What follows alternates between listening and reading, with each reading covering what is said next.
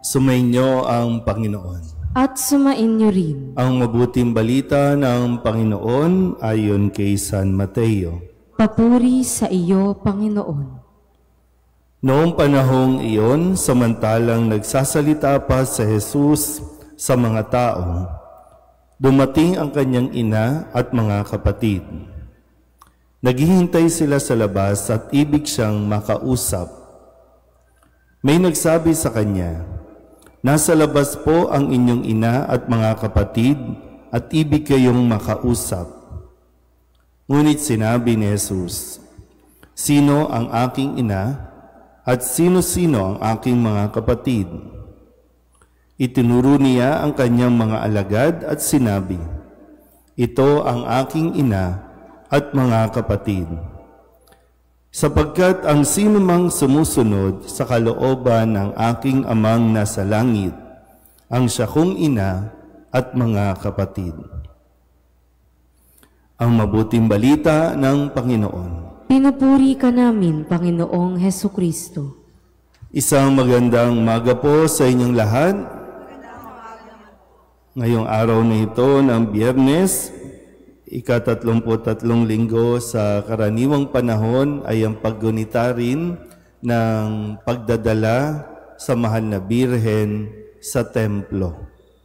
So, ibig sabihin, si Joaquin at si Santa Ana, nung maliit pa o sanggol pa si Maria, ito din ay dinala sa templo. Parang inihandog din. No? At namulat na si Maria sa simula't-simula pa tungkol sa salita ng Diyos, sa mga kautusan ng Diyos, tungkol sa mga gawain ng pagsamba, paghahandog at pasasalamat. Kung kaya't nang dumating ang tamang panahon na si Maria ay may sapat ng pag-unawa, pag-iisip, nang ipahayag sa kanya ang mabuting balita, ito ay kanyang tinanggap. Bagamat hindi pa malinaw at hindi pa lubos ang kanyang pagkaunawa, pero ito po ay kanyang tinanggap ng buong buo. At ngayon, muli natin binabalikan yung pagdadala sa kanya doon sa templo para mapaalalahanan din tayo kung gaano kahalaga na ang bawat isa mula pa sa kanyang pagsilang ay maturuan na at mamulat na sa ating pong pananampalataya. Maganda rin, no? Pwede ba natin balikan? Lahat ba ng inyong mga anak ay dinala nyo sa templo? Dinala nyo sa simbahan? Sige nga, balikan nyo nga po. Kasi sa nangyayari sa atin, madadala lang ng magulang ang kanilang mga anak sa tuwing tatanggap lang ng sakramento, lalong-lalo ng sakramento ng binyag. Dadalhin sa simbahan, pagkatapos niyan yung paalala, di ba, kapag binibinyagan, mula dito, ihahanda ninyo ang bata sa pagtanggap ng susunod na sakramento. Pero habang hinihintay yon, inaasahan na ang mga magulang, ninong at ninang ay gagampanan ang kanilang responsibilidad na aakayin ang kanilang inaanak, ang kanilang anak na tuturuan. Sa paanong paraan, ipapakita nila doon sa bata. Pero yun nga lang, yung sad reality, pagkatapos ng binyag, wala na. Hindi na ulit madadala sa simbahan ang bata. Maaalala na lang kapag magpo-first communion o kaya naman kapag kukumpilan. So kaya magandang makita yung epekto nito sa ating lipunan.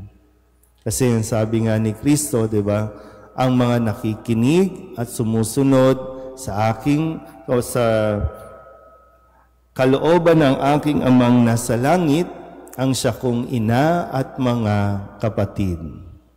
So napuputol, bagamat, sinasabi natin, pag magkadugo, ano man ang mangyari, magkadugo, hindi mo mababago yan. Ang nababago, pag-uugali. Ang nababago, yung paraan ng ating pagtitinginan.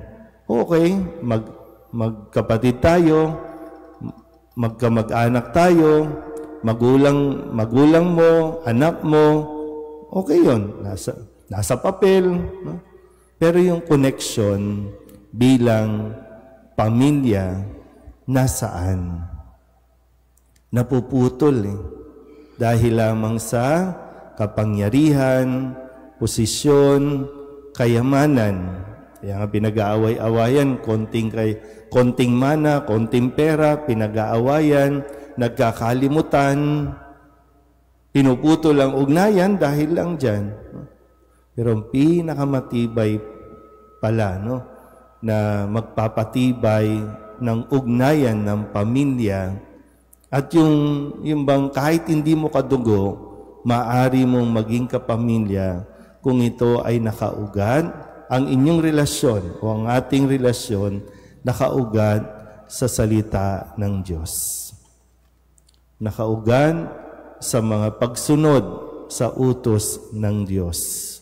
Kasi ano ba sabi? Igalang mo ang iyong ama't ina. Yan ay utos ng Diyos.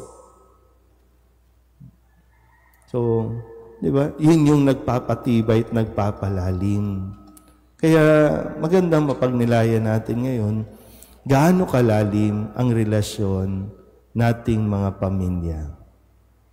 Gaano kalalim? Sa inyo, yung mga anak ninyo, gaano sila kalalim na makipag-ugnayan sa inyo.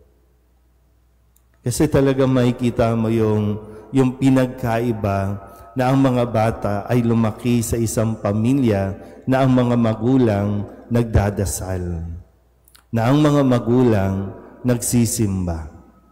Napakalaking pagkakaiba ng mga tao, kabataan o mga bata na lumalaki na hiwa-hiwalay, lumalaking kanya-kanya, lalo tigil, lumalaking hindi nakapagsisimba bilang pamilya.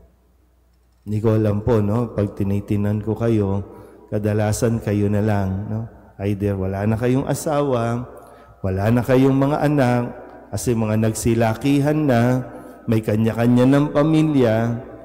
Pero sana po, maitatak natin sa kanila, sa kanilang isipan, yung magandang halimbawa na naipakita po ninyo. Yung pagdarasal, pakikinig ng salita ng Diyos, at pagsunod sa kalooban ng Panginoon. Kahit saan mapunta yan, babalik at babalik yan sa inyo. Kahit saan mapunta yan, isa sa buhay niyan ang kanilang natutunan sa inyo. Amen.